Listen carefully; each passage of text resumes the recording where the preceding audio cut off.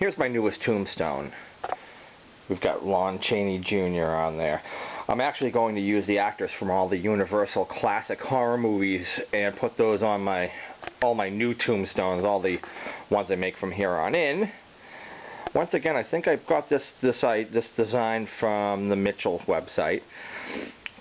I used the hot tool to burn out, if you can see down here. This takes some time, but you just have to keep pressing the hot tool lightly across the foam, and it gives it this kind of jagged, rock look, I guess. I printed out this, I don't forget what font it is, but I printed out this. It was probably about almost 200, the font was about 200 or whatever. I taped it on. I used a X-Acto knife and I trimmed around the edges of all the letters, and then I used the hot tool to burn in, you can see right here, and I just burned in the letters to add some depth. I used this stencil from some pumpkin carving website, and I just printed it out, taped it on once again, carved around the edges with the X-Acto knife, and used the hot tool to burn in the edges. Also used the hot tool to add some of the broken rock or the granite right here. Carved these edges in as well with the hot tool, and used the hot knife to carve the entire shape out.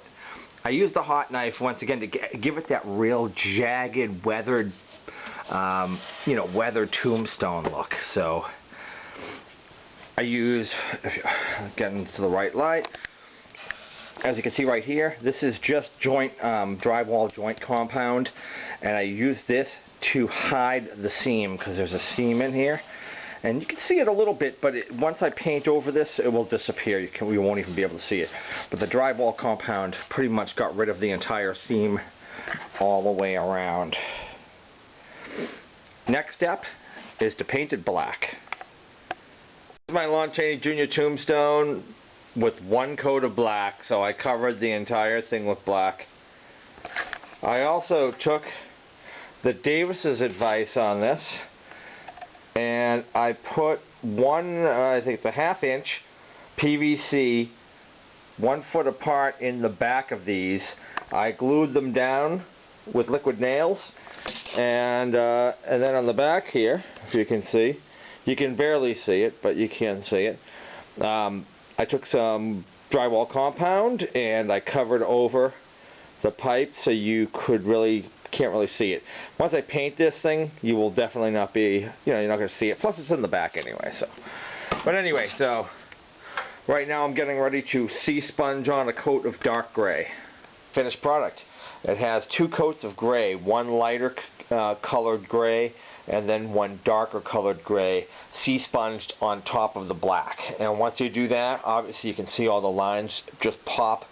It also helps to give it kind of a cool look from that, kind of jaggedy rock weathered look down the bottom, and actually all the way around. But especially at night with the lights on this thing is going to look pretty kick-ass.